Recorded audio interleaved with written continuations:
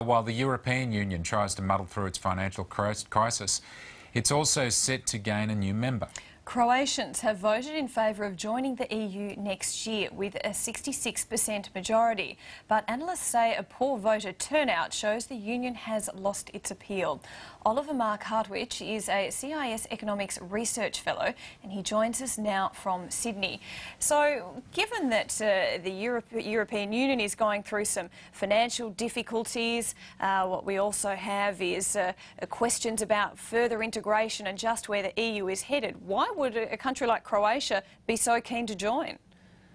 Well, probably not for economics reasons, because economically perhaps the European Union is not the most attractive club to join these days. So it's probably security reasons. As one Croatian newspaper put it, the Croatians had to make a decision whether they wanted to be part of Europe or whether they wanted to be part of the Balkans. And they chose Europe because they saw Western integration as the best way to increase their security. So it's really for these security reasons that they were keen on joining the EU. They certainly didn't want to become like Greece. Are there benefits beyond that closer security relationship for Croatia in joining the EU? Are there other benefits that will be an added bonus for them? Well, sure, there are other benefits. They are joining a large common market, so they can export Croatian products to 27 other countries without borders, without tariffs. So that's certainly a consideration. And there are benefits to being a member of the European Union.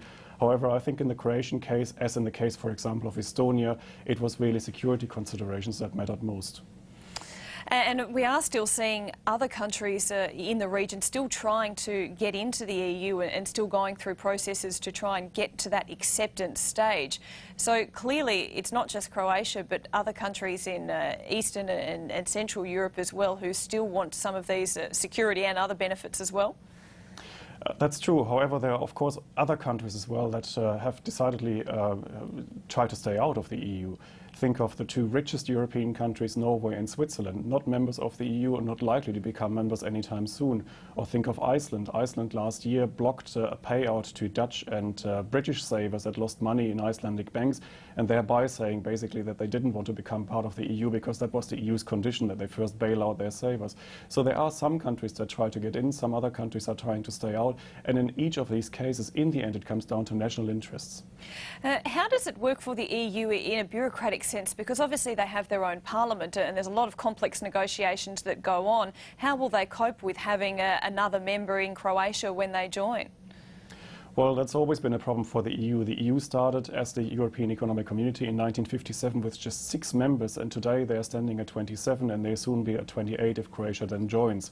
And every time that the EU went through a step of enlargement, it always meant that there were more parties represented in the European Parliament, there were more members in the European Parliament, so the whole bureaucracy grew more complex and bigger. And that's always been a problem for the EU. I think the basic problem for the EU is that they have to decide whether they want to have a wide EU, that means more members, or whether they want to have a deep EU, that means closer political integration. And it's quite obvious that if they had stayed relatively small, they could have had further and deeper political integration. But if you have a European Union at 28 member states and they're as diverse as Greece and Germany and Croatia, you can see that it's very difficult to actually reconcile these national interests, and therefore there are limits to political integration. All right, we'll be keeping a close eye on Oliver Marc Hartwich. Thanks very much for explaining it to us. Thank you.